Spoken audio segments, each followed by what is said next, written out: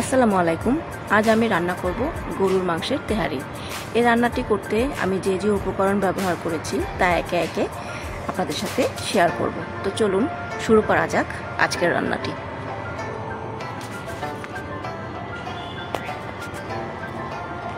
প্রথমে আমি মাংসগুলো নিয়ে নেব। এখানে প্রায় 3 কেজি পরিমাণ মাংস আছে। তারপর দিয়ে দিলাম পেঁয়াজ কুচি,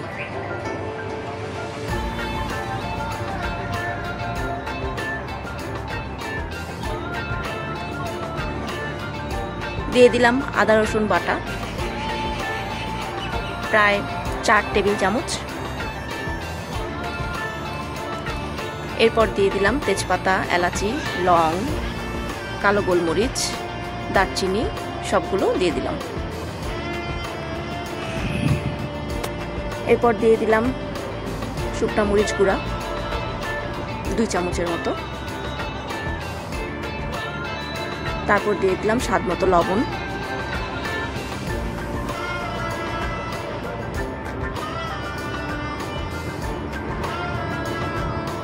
এরপর দিয়ে দিলাম রাঁধুনির মশলা, তেহারির মিক্স মশলা, টক দই দিয়ে দিলাম।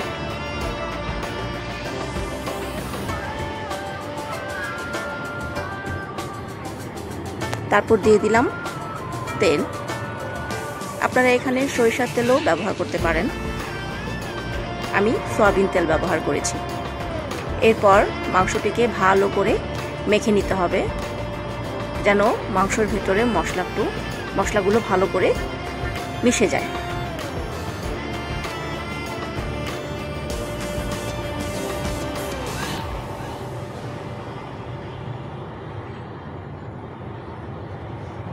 সামান্য পানি দিয়ে হাতটুকু দিয়ে দিলাম। খুব বেশি পানি দেওয়া যাবে না, কারণ মাংসগুলো বলক আসলে প্রচুর পানি হবে। খুব ভালো করে মাংস কষিয়ে নিতে হবে, মাংস সেদ্ধ করে নিতে হবে এবং মাংসের যে ঝোল সেটা শুকিয়ে নিতে হবে।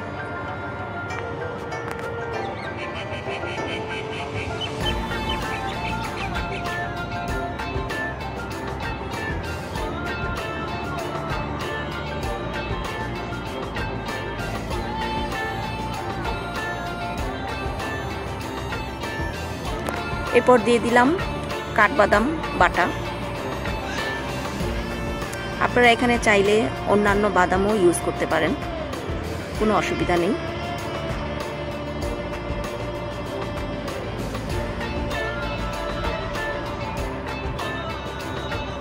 তারপর দিয়ে দিলাম কাঁচামরিচ।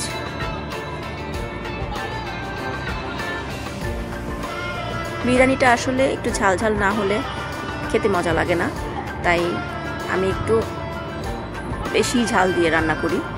এখন কিছু কাঁচামরিচ দিয়েছি, পরবর্তীতে যখন চালটা দিয়ে দিব, চাল দেওয়ার পরে আরও কিছু কাঁচামরিচ দিয়ে দিব।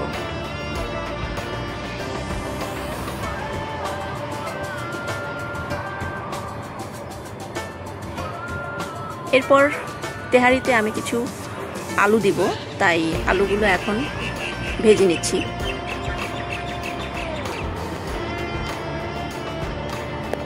আলুগুলো যখন লাল লাল হয়ে আসবে তখন উঠিয়ে নেব।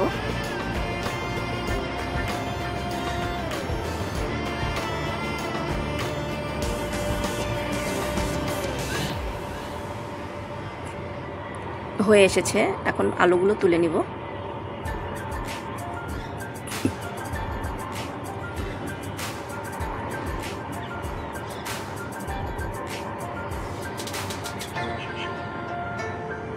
এখন মাংসতে আমি দিয়ে দিব গরম মশলার গুঁড়া।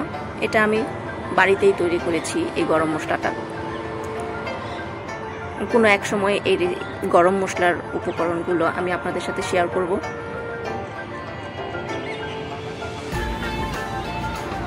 এরপর দিয়ে দিলাম জিরা গুঁড়া। জিরা গুঁড়াটা দিলে তেহারিটার সুন্দর একটা গন্ধ বের হয়, খেতে খুব দারুণ লাগে। আমার মাংসটা প্রায় হয়ে এসেছে, পানি শুকিয়ে গেছে। খুব ভালো করে নাড়তে হবে যেন নিচে না লেগে যায়। হ্যাঁ, প্রায় হয়ে এসেছে। এখন আমি মাংসের মধ্যে পোলাওর চাল দিয়ে দিব। দিয়ে দিচ্ছি পোলাও চাল।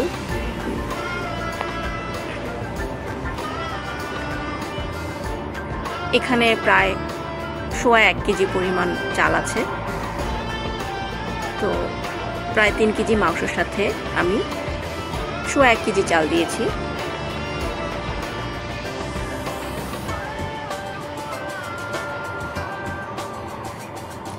এজন্য আমি চালে পানি দিব প্রায়, যেহেতু আমার মগটা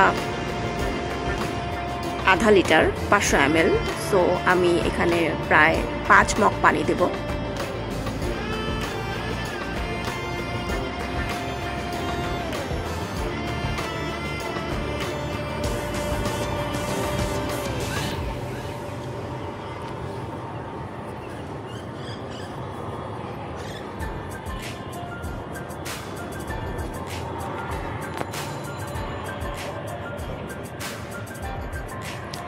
সামান্য পরিমাণ লেবুর রস দিয়ে দিব, এতে আমার তেহারিটা একটু ঝরঝরে হবে।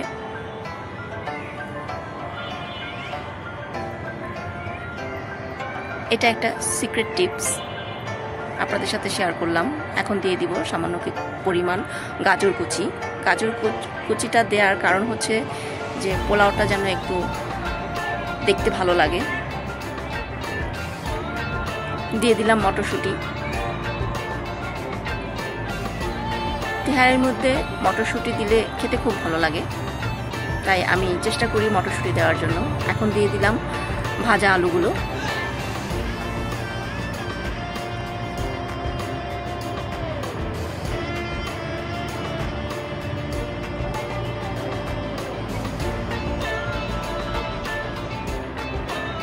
এরপর দিয়ে দিলাম সামান্য পরিমাণ লবণ।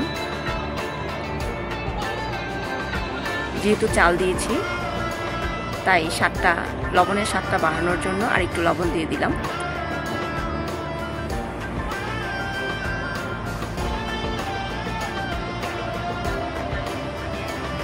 এরপর দিয়ে দিলাম বাকি আস্ত কাঁচামরিচ।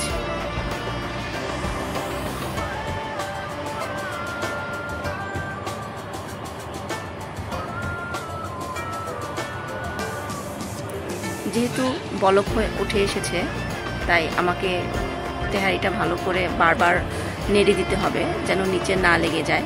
পানিটা শুকিয়ে গেলে পাতিলটা একটু ঘুরিয়ে ঘুরিয়ে দিতে হবে। এখন দিয়ে দিলাম একটু ঘি।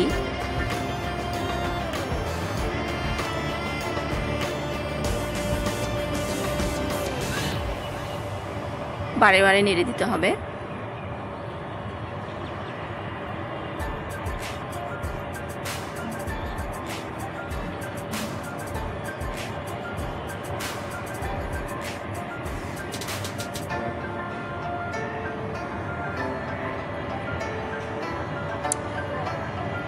পানিটা প্রায় শুকিয়ে এসেছে। এখন পাতিলটা একটু ঘুরিয়ে ঘুরিয়ে দেব যেন পানিটা ভালো করে শুকিয়ে যায়।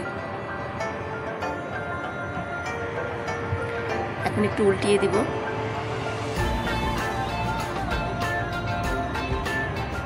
যেন চালগুলো ভালো করে ফুটে ওঠে।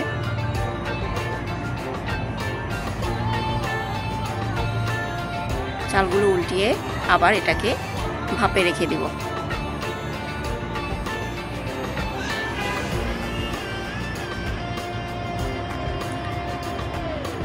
একটা তাওয়া চুলার উপর রেখে তার উপরে পাতিলটা রেখে 10-15 মিনিট এটাকে ভাপে দেব।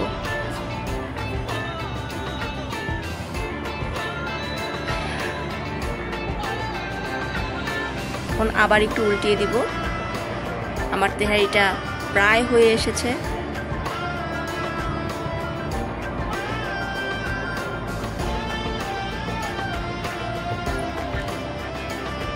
এখন তেহারিটা তুলে নেওয়ার পালা এবং দেখা যাক তেহারি কেমন হয়েছে। দেখুন, খুব ঝরঝরে, দেখতে খুব লোভনীয় হয়েছে। খেতে নিশ্চয়ই দারুণ হবে।